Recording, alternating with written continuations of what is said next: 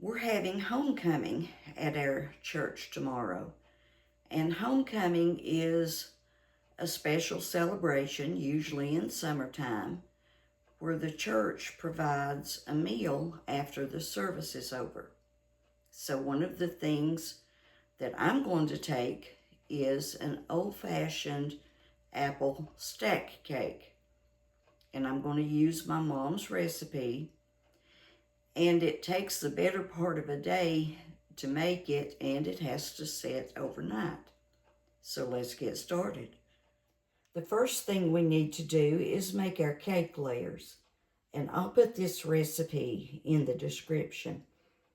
We're going to start with 1/3 cup of shortening.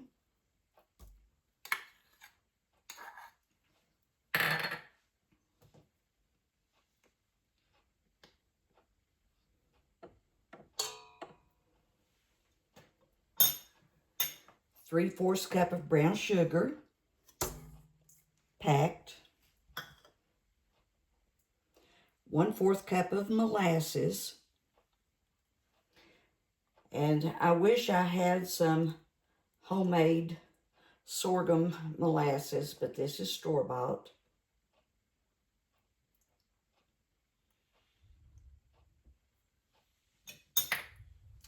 And 2 eggs.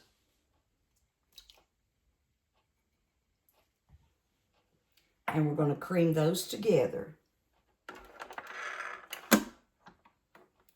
Now I'm going to combine the dry ingredients. I've got 2 2/3 cups of all-purpose flour here in the bowl. And I'm going to add a teaspoon of baking soda, a teaspoon of baking powder, and a teaspoon of salt. I've got those mixed together here. And 1/2 teaspoon of ground ginger and 1/2 teaspoon of ground cinnamon.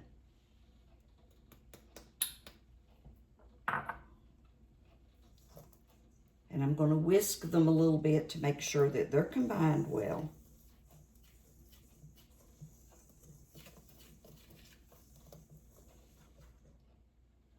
Now I'm going to combine the flour mixture to the creamed mixture.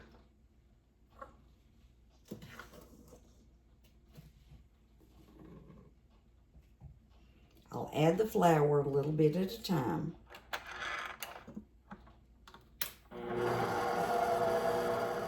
I'm scraping down the bowl, and I'm getting ready to add the last of the flour mixture.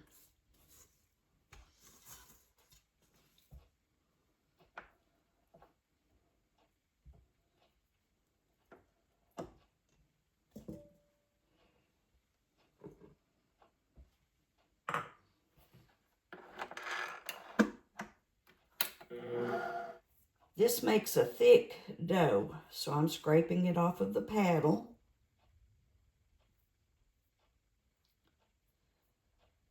And I'm going to scrape down the sides one more time just to make sure that it's mixed well. This is what the dough looks like. So now I'm going to cover this bowl and put it in the refrigerator and let it chill for at least 1 hour. It's been about 1.5 hours, and I've taken the dough out of the refrigerator. Now, since this is for a church function, I want to make sure that each layer comes out even. So I'm going to use a kitchen scale here and weigh out each layer. If this is the first time that you've ever seen someone make this, you're probably thinking, that's not cake batter. And you're correct. It's not batter. It's going to be more like a big molasses cookie. And you'll see how that works here in just a minute. I've got the dough piled up here on the scale, and math has never been my strong point. So I'll probably have to use a calculator to figure out what 1 pound, 12 ounces divided by 5 comes out to. So I'll spare you all that process. I've got the dough divided evenly between 5 9-inch cake pans. And I've got parchment paper in the bottom of each pan. And then I sprayed the parchment paper with some cooking spray. I've got a little bit of oil on my fingers. So now I'm going to press the dough evenly into the bottom of the cake pan.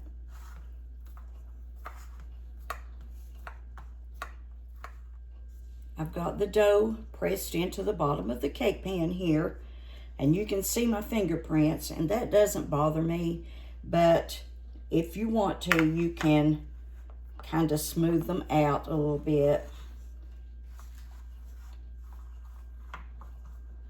Like this. Just rub your fingers across them and they'll come out. Or if you have a brayer, you could also use that to help smooth out the tops of each layer. Now once I get 2 of these done, I'm going to go ahead and put them in the oven and let them be baking while I finish the rest of them. They're going in the oven at 400 degrees for about 8 to 10 minutes. The first 2 layers are out of the oven. They baked for 9 minutes. And the edges are just starting to pull away from the sides of the pan. All 5 cake layers are out of the oven. And while they cool, I'm going to make the filling. To make the filling, I've got 2 cups of dried apples in the saucepan. The recipe says to cover them with water, so I added 4 cups of water. And I'm going to bring them to a boil and cook them until they're good and tender. Now, some people use applesauce and some people use apple butter for the filling instead of dried apples. And that will work and it will taste good, but it won't have the old-timey flavor that dried apples have. So since I'm going by my mom's recipe, I'm using dried apples. Now, a word of caution here. If you do make this, read through the directions carefully. I didn't a couple of years ago when I made this for a family reunion.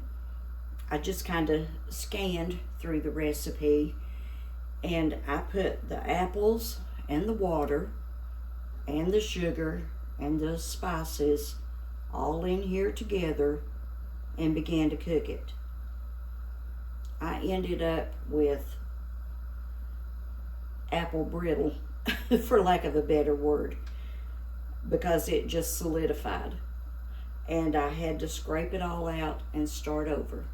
So make sure to cook the apples first, remove them from the heat, then add the remaining ingredients.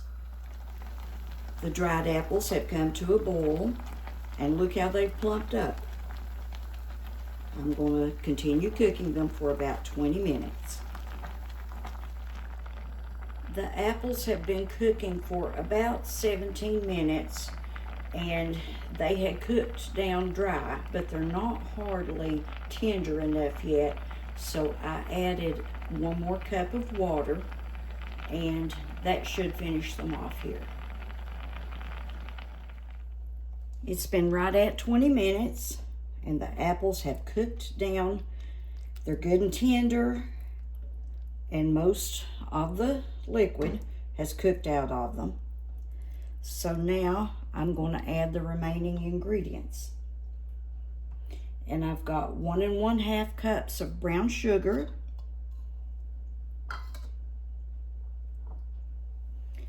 3/4 cup of granulated sugar, 2 teaspoons of cinnamon and 1/2 teaspoon of ground allspice in here.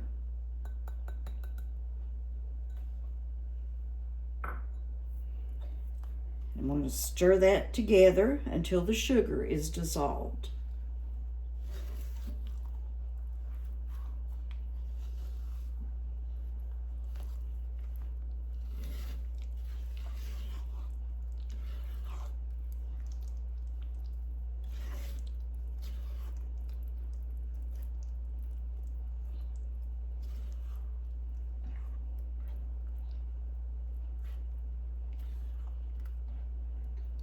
And now I'm going to set it off of the burner and let it cool completely before I start to put it on the cake.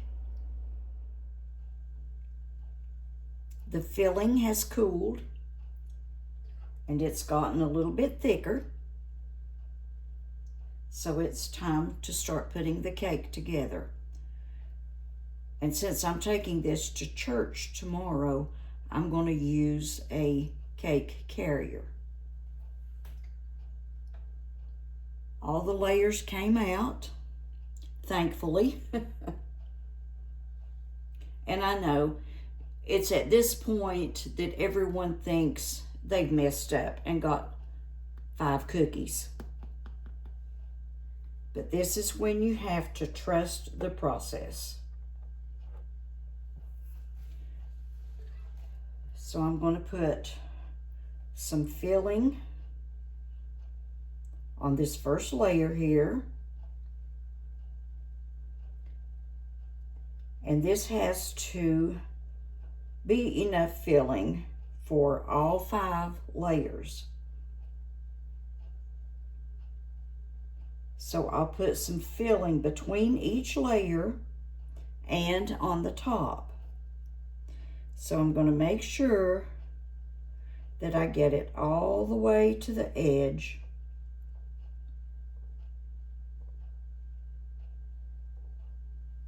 And because these cakes, or big molasses cookies, because they pulled away from the cake pan, there's a little bit of a turned up edge, and that really helps to keep the filling inside the layer.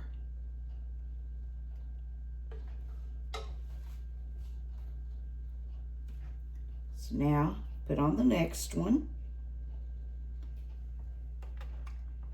Try to make them as evenly as I can.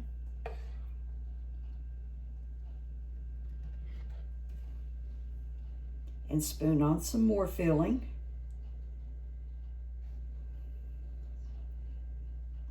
And I'll keep going.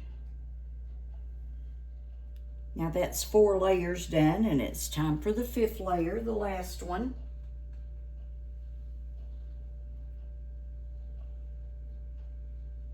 Press just a little bit and put the remaining apple filling on top.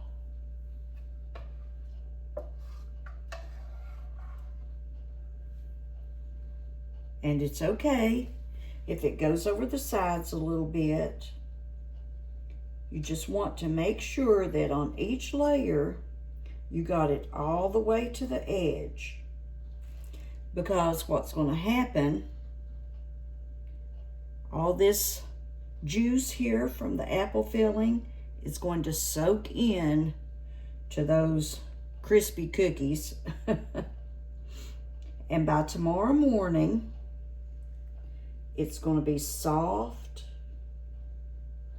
and it's going to be easy to cut.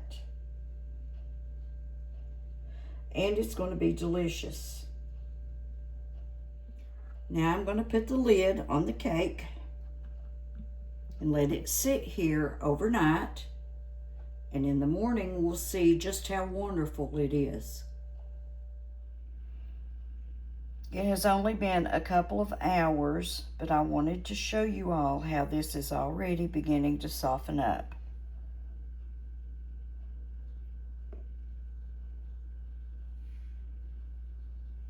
The cookies aren't crispy anymore. Since this is for church tomorrow, I won't be able to cut it and show you a piece of it. You just have to trust me.